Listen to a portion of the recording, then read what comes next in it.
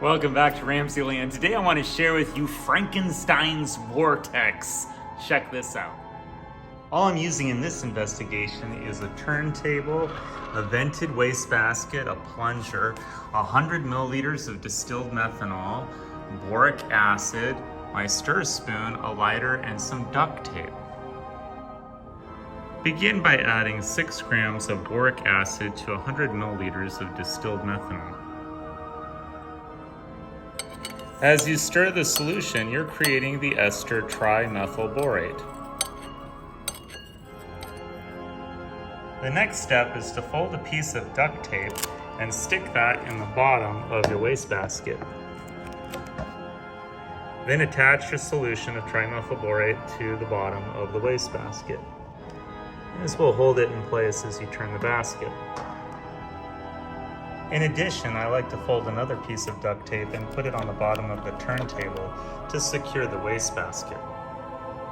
Now, before you see Frankenstein's Vortex, I know you're wondering what this plunger is for. Well, when you ignite your trimethyl borate, to put the fire out, you're just going to lower the plunger directly over the trimethyl borate, and that'll snuff the fire.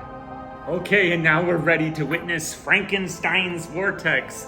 Ignite your trimethyl borate and you'll see this beautiful green flame start to rotate the basket, and look what happens. You have this amazing fire vortex. Check that out. A perfect green fire tornado. Isn't that amazing? Look how high it gets. Just awesome. Now when you're ready to put it out, just simply take the plunger and lower it into the can, and out goes the tornado. Frankenstein's Vortex in RamZland. So lots of people ask me, how does this fire tornado work? Well, when you light your trimethyl borate and you get that beautiful green flame, remember the fire needs oxygen, and that's why it's so important that your wastebasket is vented. Now, when I turn the wastebasket, the angular momentum of air entering the basket will be followed by the flame as it consumes that oxygen in the same direction. So as I rotate the basket, the fire is going to consume oxygen as it enters the basket at that angle. And that's how you get the fire vortex. Isn't that beautiful? It is just awesome. Lots of people ask me, can you have a fire tornado in nature?